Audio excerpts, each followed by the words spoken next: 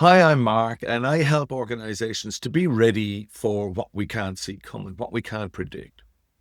And if you've been following my recent newsletters or videos here, you'll find that those newsletters have circled the same idea since the white paper Burnout in the Age of AI was published.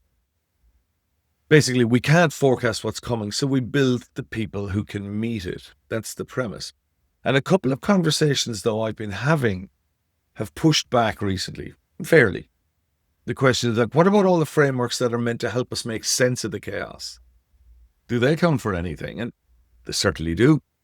So let's talk about the two we'll hear most about, because I think maybe we just keep renaming the storm. So first of all, there was the VUCA leadership idea. So that meant volatile, uncertain, complex, and ambiguous. And it came out of the US Army War College around the end of the Cold War.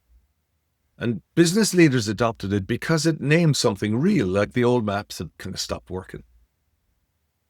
And that was great for a while. And then the world got stranger, and VUCA started to feel like a little bit maybe too tame or just wasn't meeting the standard we needed. So along came something called BANI, which was brittle, anxious, nonlinear, incomprehensible. And it was coined by the futurist Jaime Cascio around 2020, somewhere around about COVID from memory, when everything felt like it was kind of shattering at once. Systems that looked solid until they snap and cause an effect that no longer lines up. And then with a little low hum of anxiety underneath all of that. So both of those models were useful. And they give language to a feeling leaders carry, but kind of struggle to name it. I've got no argument with either of them. They're excellent programs and excellent ideas, frameworks. But we're onto our new acronym now, and we talk about the perfect storm. It's a kind of a weather metaphor, if you like, which talks about the integration or interaction of two, three, or four more weather fronts attacking our business at once, because the outcome of it is unpredictable. We cannot tell which way it's going to go. And we'll probably be onto another one not too far away. So every few years, the storm outgrows its name, and then we reach for a new one. That's okay. A better name for the storm that has never kept anyone dry is probably a good idea. But it's that gap that the Level Up program is built for.